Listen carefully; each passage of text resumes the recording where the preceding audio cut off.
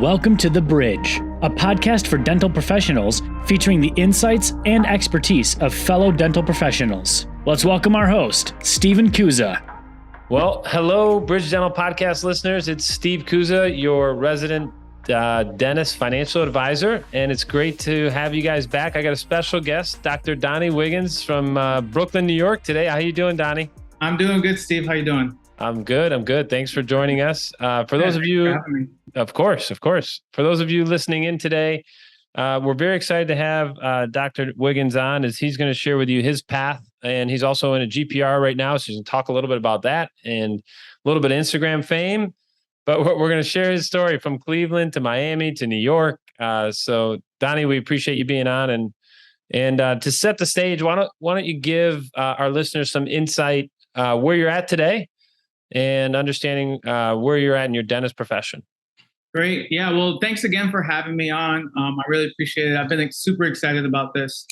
So yeah, my name is Donnie, originally from Cleveland, Ohio. But now I am in Brooklyn, New York, doing a general practice residency at Kings County Hospital. Pretty surgery heavy program, which is exactly what I wanted. Since we had like a lack of experience in dental school with the whole COVID situation, I wanted a little more experience under my belt before I hit private practice and eventually ownership. So just started the program in July. It's a 1-year program.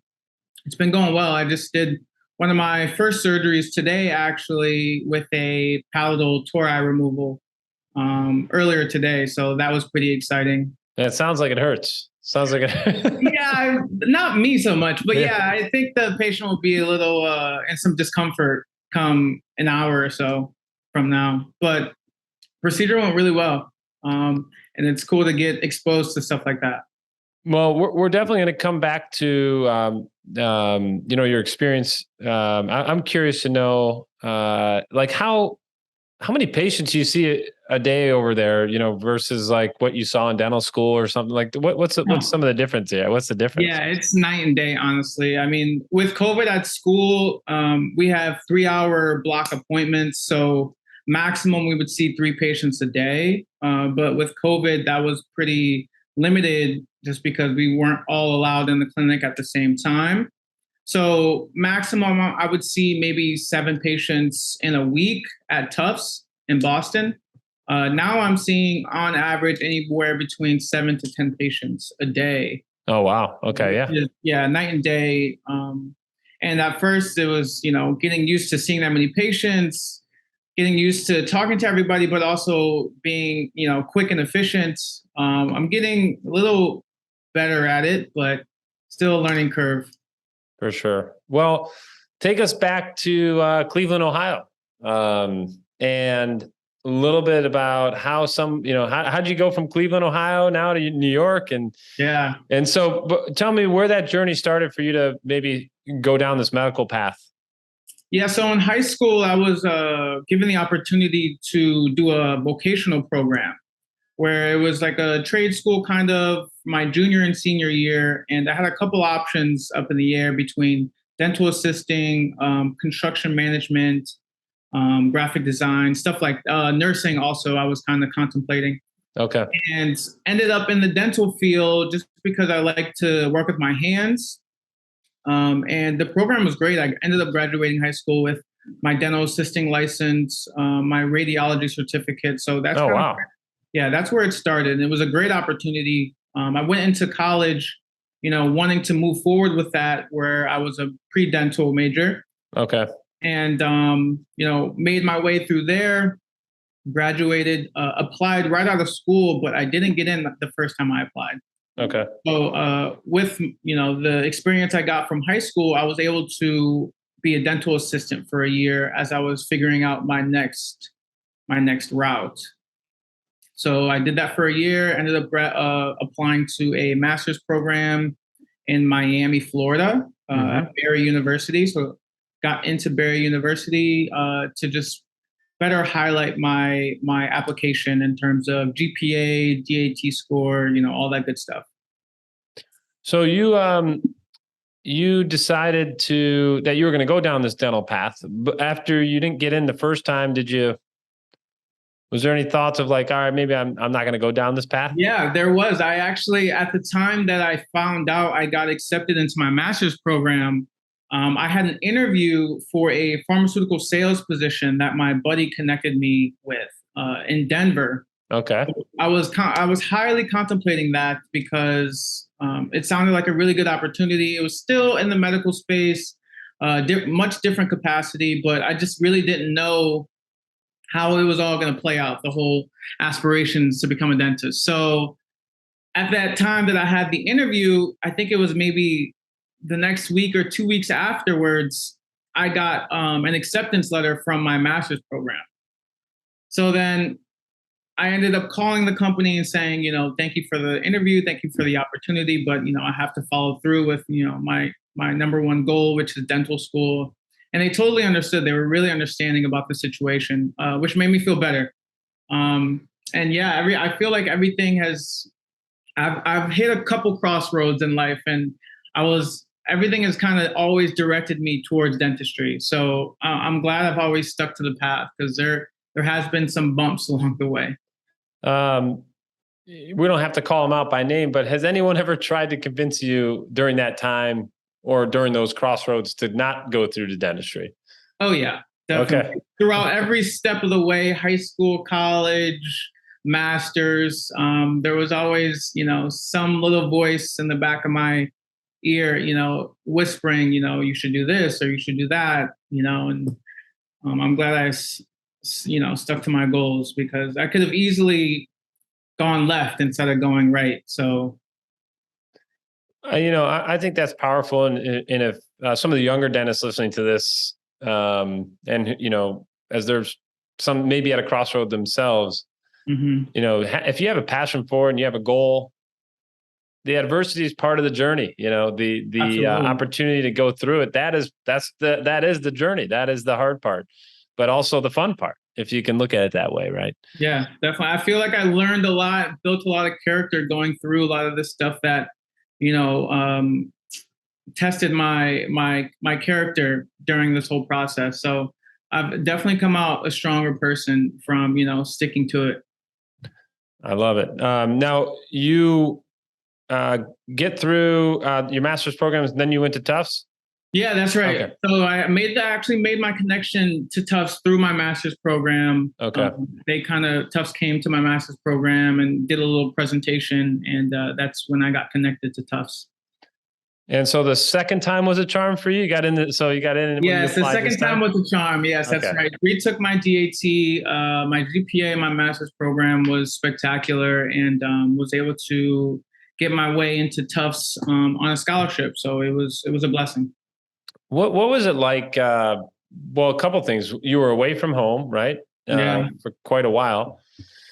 And I got to imagine that your classmates, some got in the first try, some moved on after they didn't get in that try. Now you're in Miami, then you went to Boston. So I got to imagine you had many different relationships along the way. Or did you have, a really good friend who you guys, maybe you went through together? Yeah, in college, there was a couple pre-med friends that I had, and there was one or two pre-dentals that I knew, but we kind of faded throughout the years. But yeah, I made a lot of good connections in my master's program, because that's where we all kind of congregated from all over the country, with a similar goal in mind, whether that was dental school or medical school. Okay. So I still keep in touch with a lot of those girls and guys, just about their journey in dental or the medical field. We can all kind of relate and, share stories and tribulations and help each other out when it comes to that kind of stuff. What was your experience like at Tufts? Was that a really good experience? What was COVID like? To walk us through that a little bit. Tufts was great. I made a lot of really good friends, a lot of them which are in New York now doing residencies or working in New Jersey. But my Tufts experience, I would say, was pretty good. COVID threw a wrench into, a lot of people's lives in a lot of different capacities. It shortened a lot of clinical experience, but also it was able to highlight another aspect that I wanted to get into, which was, research and development and community service. So I was able to do a lot of those things on the back end because we weren't in school physically. And so, I made the best of it, but, COVID kind of threw everything off in terms of me wanting to get the experience I wanted to get at Tufts. And that I can't blame Tufts for that. They did the best they could. But during that time, it was a lot of tribulation for the school and university itself. We had a lot of turnover. We lost a lot of faculty because of it, for whatever reason. I don't even really know why. But that in turn kind of hindered our experience because we didn't have all the faculty we needed for how big our class was. We're the second biggest class in the country behind NYU. And to not have the faculty to help, the students was tough. So we ended up, having to use each other as resources to kind of make it through.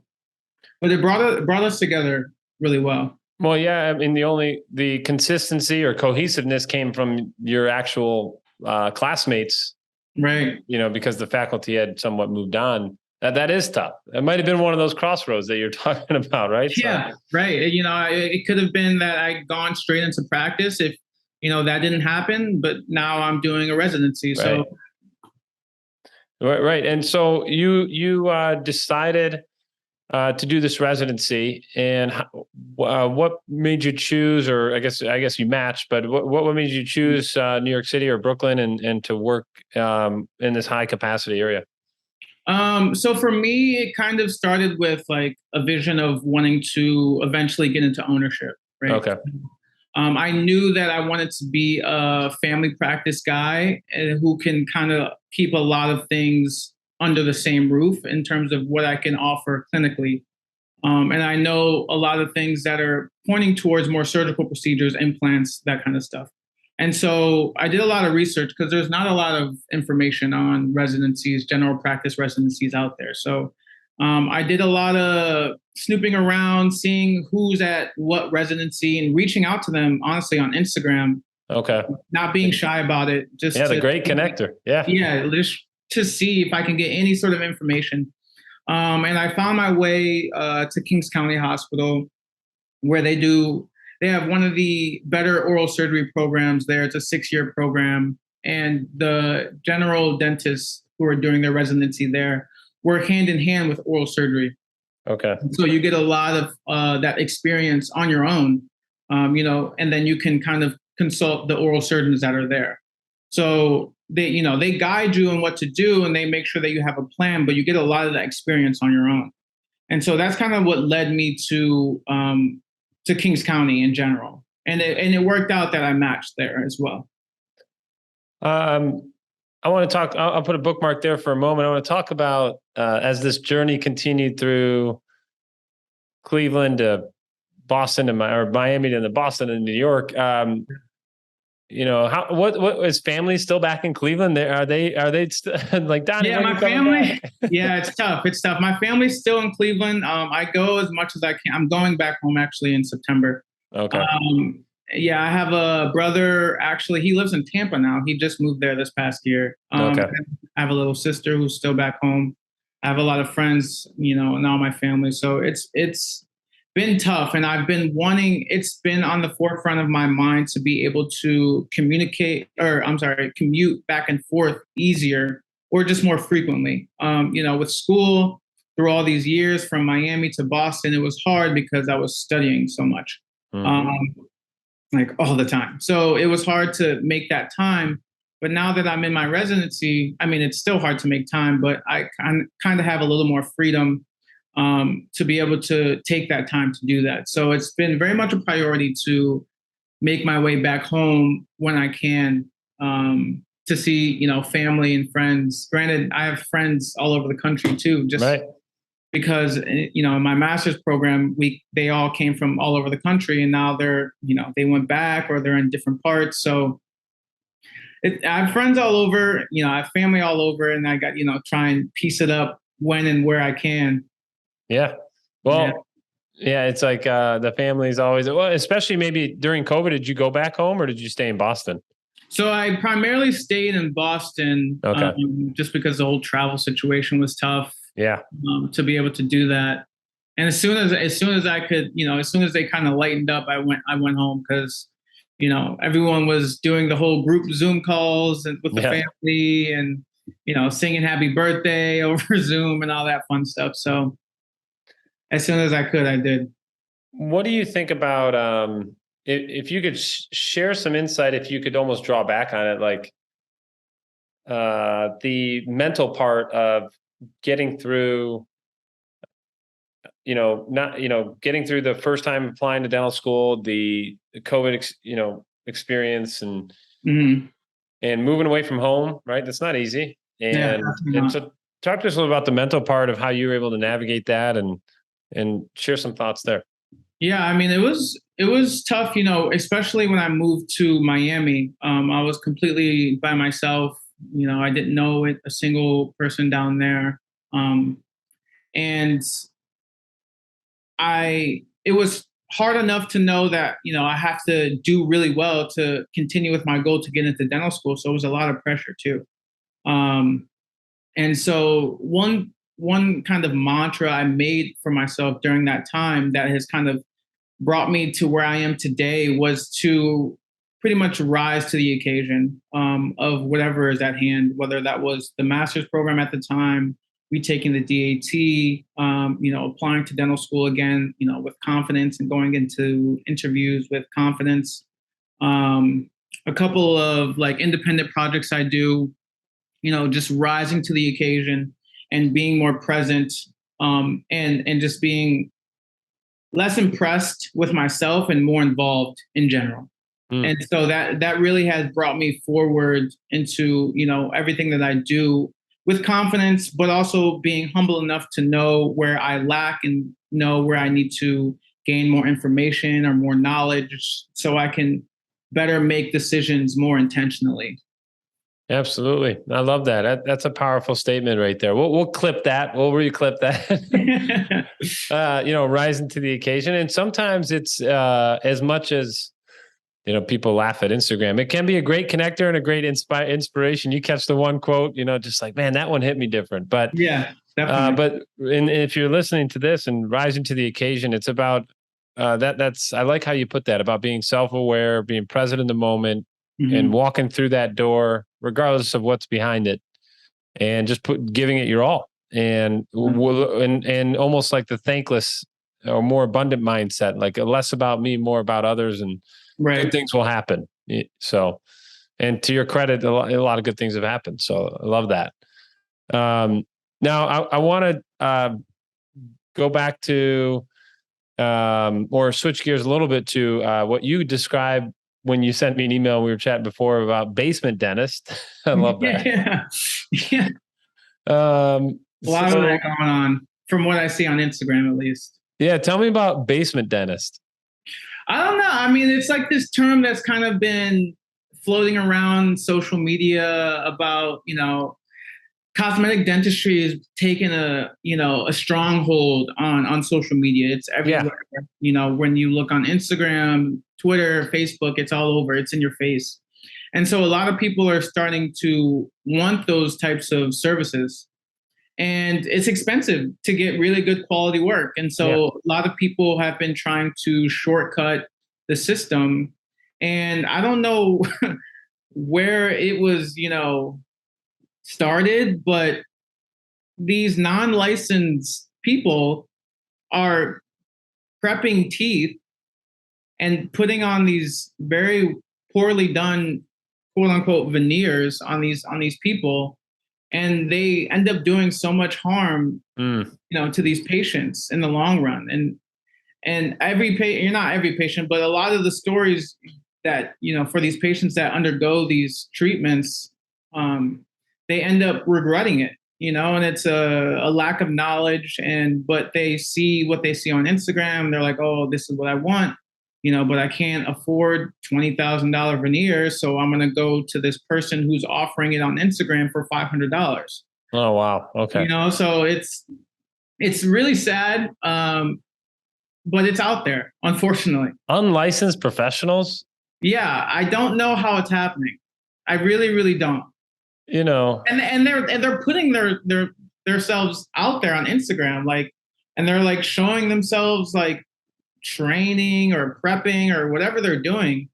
No sort of HIPAA. Patients are all on the camera. oh my gosh. Yeah, it's crazy.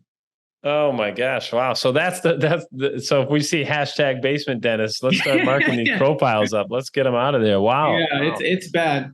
I mean, it's one thing if you fake a skill set that's something service oriented, like, there's a lot of financial service advice nowadays that people give on TikTok and Instagram. Yeah. That are not some of the ideas. I'm like, oh my goodness. But it's another thing to completely, do physical,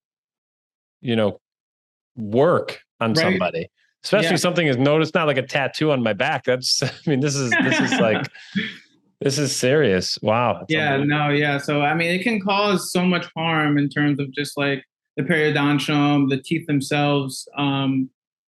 It's not a good look on our profession. I mean, there's not much we can do, on Instagram. We can report, an account or something like that. But these people are out there doing this, somewhat making a living off these, scamming these people, saying they know what they're doing when they have no clue what they're doing. Well, we'll shift gears from there. Talk to us a little about your, I think this is good for people listening. In your GPR right now, you're going to graduate, and you have you probably have plenty of opportunity in the sense of, all right, what am I going to do next? I could be an associate. I can look to purchase my first practice, both private or jump into a potential DSO model. There's a lot of opportunity out there. Yeah. With really great firms and there's a lot of great private practices too. So how are you starting to evaluate your opportunities, and what are some of the things that you're thinking about? As people are listening to this, they might be going through some of that same thought process. Yeah, definitely.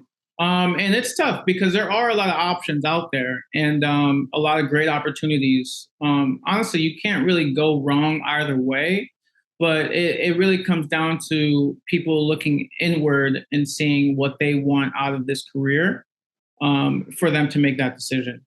For me personally, I've known, and I've been in dentistry since high school. So yeah, been around different private practices. I've seen, what they do for communities. And I haven't really seen the work of DSOs like on the inside. I just see what's going on the outside. So my idea of a practice has always been a private family practice. And that's kind of what has guided a lot of my decision making in terms of that. So my idea is to go into an associateship after my residency with intention to buy that practice. And if not that practice, look somewhere else to eventually buy.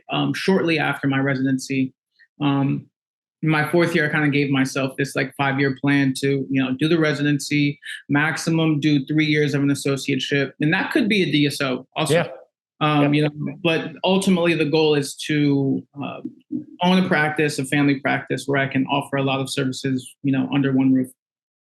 Where does the entrepreneurial side come in for you? I don't know. I don't really remember kind of when and where it was born. I've always been pretty ambitious. I've been told I'm charismatic, so I've kind of just built upon those characteristics of myself. I like the idea of a life of abundance. Mm-hmm. And there's a lot of freedom in, owning your practice, doing it the way that you want, giving back to the community the way that you feel they need to be served. And you get a lot of that autonomy when you own your own practice. You can create the culture how you want. You can build the team that you want. And a lot of that, I really like the idea of doing those things, and building, a dental family, so to speak, within a community. Yeah, well, and you have a big opportunity to do that in dentistry, because you could do it in multiple locations. You can do it in one location where you're just kind of the hot spot in that location, and really you can impact people both through dentistry and community. That's the greatest part about dentistry. It's really cool to see how one practice can transform a certain area. So, yeah. And you make a good point. It's like putting your passion to work there. Some people are just and this is not the wrong way. This could be the right way for that particular person. The growth mode is I want to own 10 practices. So the DSO model works really well. And some just want to run a specific practice in a specific area. So I could see it both ways. I can absolutely. Yeah, I agree. And I guess the $1 million question is, all right, where are we opening this office, Donnie? We're doing this in New York. We're doing this in Boston. We're going back to Miami. Where do you want to do this? Yeah, I'm looking in the Northeast. I actually just had a call with a broker who has a lot of offerings and listings in the Northeast in general. So, that could be Massachusetts, Connecticut, Maine.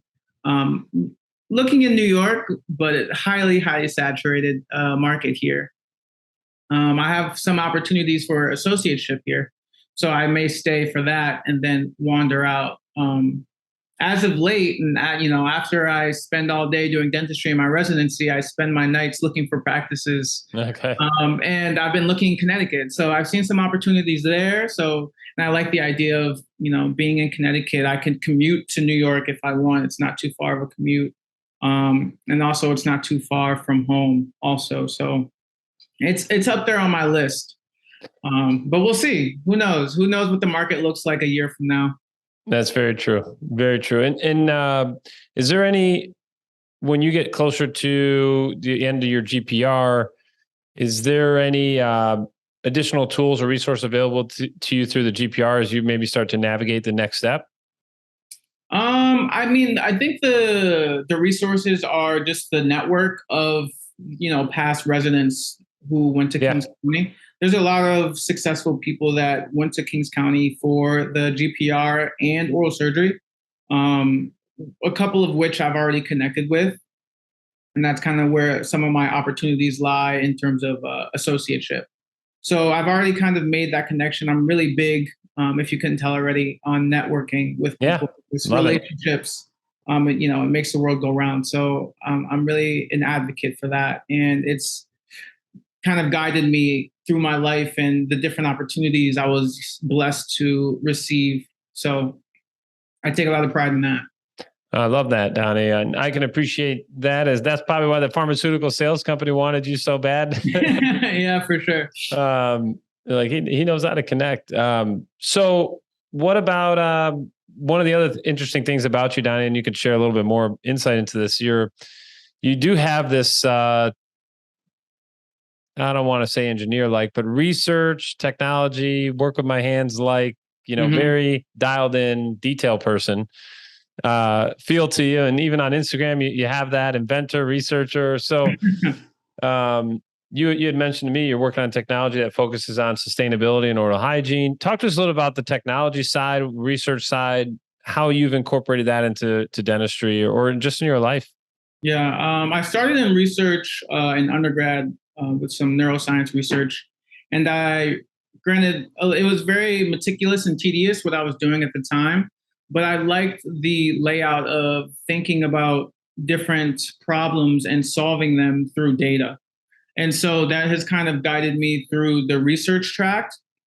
And like I kind of mentioned earlier, the whole service, I'm big on service and kind of serving your way to success in a way. So that I kind of geared those two passions together in terms of what I'm doing now.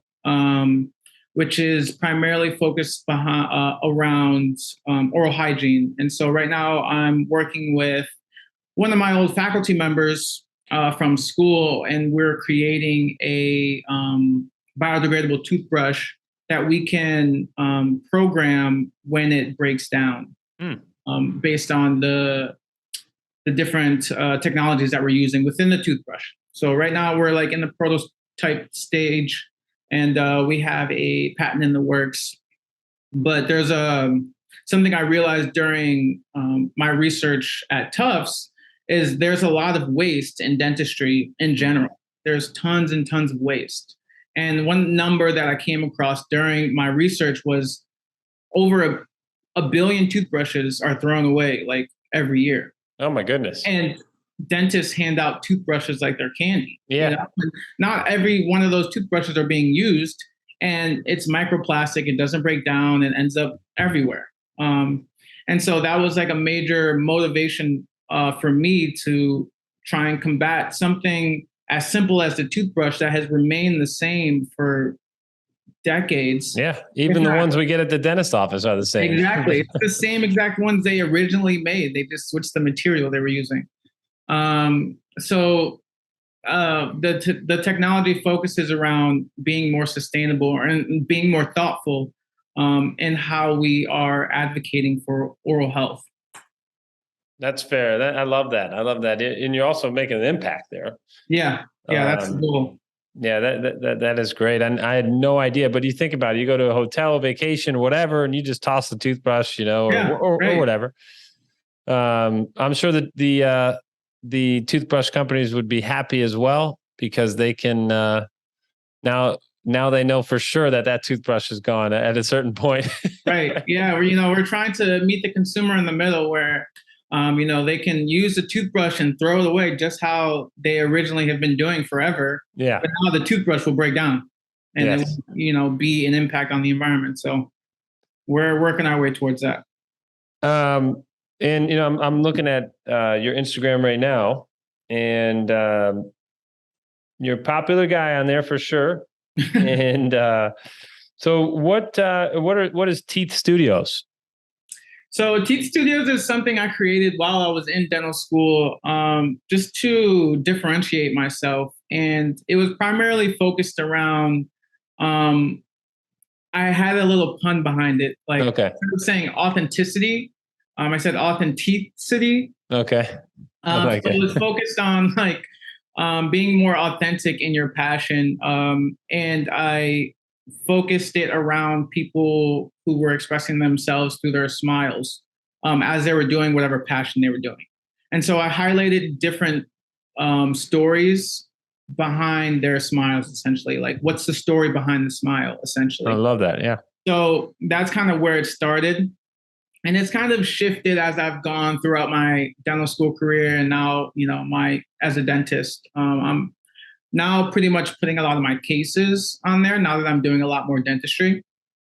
And so that's kind of where we're at now in terms of what Teeth Studios is. That's cool. So it's evolving as you're evolving. Yeah, exactly. And it's a branding tool as well, and a marketing tool, just to get, like I said, differentiate myself. Well, Donnie, I think what you have shared, and what's come across as a common thread is you, Dr. Donnie Wiggins, you are who you are, and you're going to pursue your values are what are driving your pursuit, in dentistry, et cetera, in your life. And I think that's amazing, because a lot of people, it's hard. You try to impress and, do what other people want you to do all the time. And I think you have shown that, no, you could do it your way. You'll go through adversity just the same, but you'll do it your way, and it's with your value set. Yeah, I appreciate that. Yeah, so, I'm super big on legacy. So, what can I leave behind, from who I was, and not being somebody who, they want me to be. So, well, I think what we'll have to do is connect with you when we find out where Dr. Donnie Wiggins ends up next, whether it's in New York, Connecticut, Maine. Maybe you're in Maine. We'll see. Yeah, maybe. And see how that journey continues, and we wish you continued success. Any final thoughts you want to share with any dentist out there, whether it's young, or someone who's retiring? What are any final words from you on, what is important right now in dentistry? I just think being an advocate for ourselves and our profession is something I've always kind of pressed in terms of how I live my life and how I press forward. Just being true to yourself, being true to the patients, being true to the profession, and bringing us forward, whether that's through innovation or through service. I really think that dentistry can do a lot in a lot of different ways. And I think we should explore that more, young and old, not get comfortable in, what we do on a day-to-day basis, but, expand and invent and innovate so that, we can bring humanity and, society as a whole forward. So that's what I got to share. No, I appreciate that. And that does stretch across all ages, and especially the wisdom of a veteran dentist that they can help provide. And I love that you're teaming up with one of your faculty members, coming out with something young and old and new ideas, and bringing dentistry to the forefront, but also helping in your community. So we want to thank you for having us, for jumping on and the Bridge Dental podcast. Donnie, how can if someone's interested in getting in touch with you to learn more, or maybe just like you reached out to other dentists? Yeah. What are some ways to get a hold of you? Well, on Instagram, you can reach me on Instagram at Donnie Dental.